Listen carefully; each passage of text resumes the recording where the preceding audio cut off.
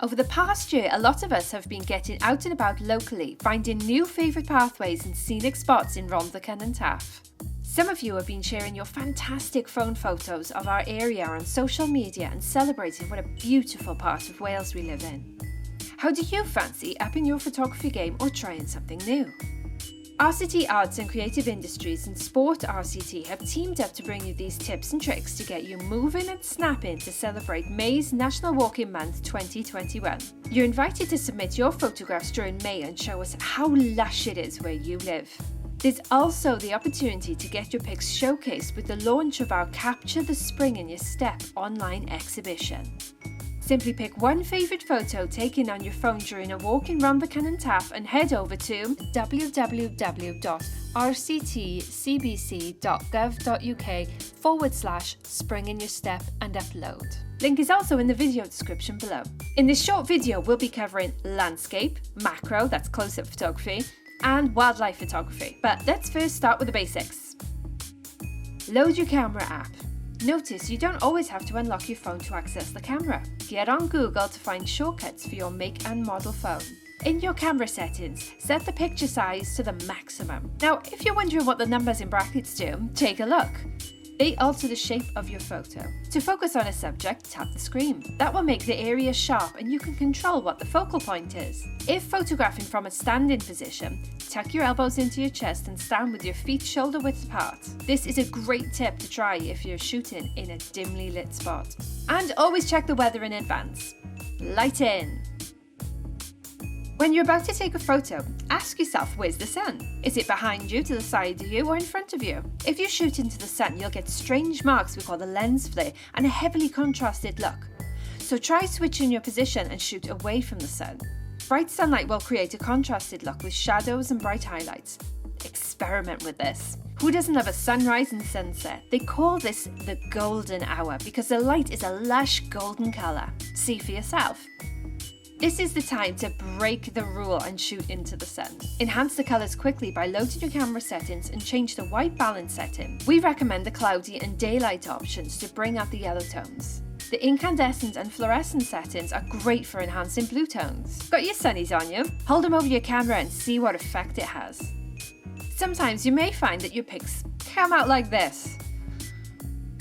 Either go into your camera settings and increase the exposure to brighten the picture, or point your phone camera downwards, click to focus at an object at equal distance away and then quickly lift the phone back up and snap. If you can't see the sun, cloud cover will diffuse and evenly spread the light so you get a less contrasted look. It'll also create a different mood. Weather.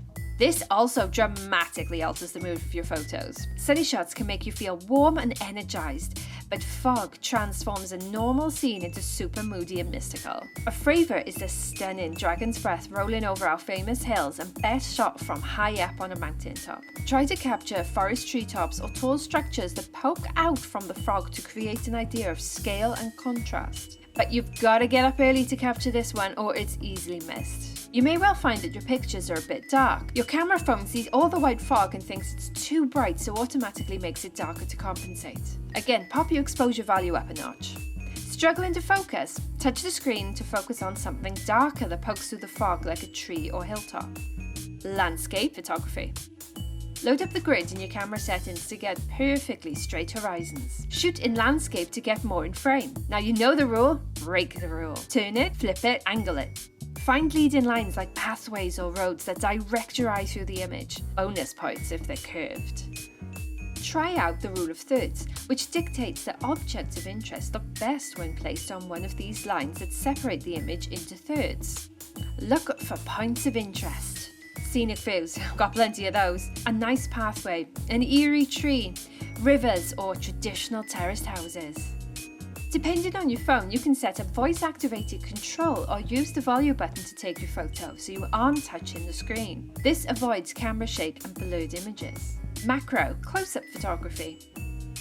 From abstract shapes to pretty patterns in nature, getting close up gives us a chance to take a break and be mindful in that moment. Some new phones have a macro mode set in. If yours does, turn it on. Look for repeated patterns, bold colours and interesting shapes.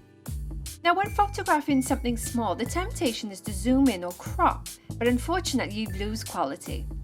So try moving closer to the subject. Think angles.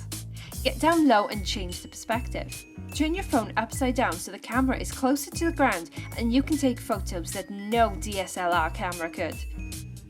You can snap toadstools, careful not to touch or ingest, pebbles, leaves, feathers, flowers, water droplets, the list is endless. If it's a bit dark or your photos are coming out blurry, you may need more light. You can turn the camera flash on, but it looks way better if you use a torch or have a spare phone with a torchlight app to illuminate the subject. This is the preferred method to brighten your subject, as you can move the light around, create different shadowy effects and highlight it away from a cluttered or boring background. Wildlife photography. This is for people who like a challenge. First tip is don't disturb the wildlife or draw attention to yourself. Keep still, get as close as you can, sit tight and turn off the camera noise and camera flash. It's more of a case of luck sometimes, being in the right place at the right time. Think back. Is there a walk where you've regularly spotted a wild creature? Try getting down lower than the standing position so you're shooting from the same level as the wildlife. It helps the image to feel a bit more inviting. Take a lot of photos and pick the best. Chances are some will be blurry if the wildlife is on the move, so the more you take, the better chance that you'll capture one shot that works. Some phone cameras will have a burst mode where a lot of photographs are taken rapidly. Try it.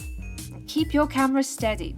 Remember to rest your elbows on your chest. They'll get tired if you're waiting to get the right shot.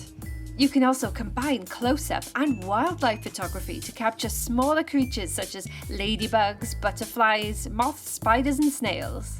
You've seen the tips and tricks, now why don't you have a go at home and join us in celebrating the best walks and the beautiful outdoors in Rhondda Cynon Taf. Don't forget to submit your snaps anytime during May, but the sooner the better. We can't wait to see your fab phone photos.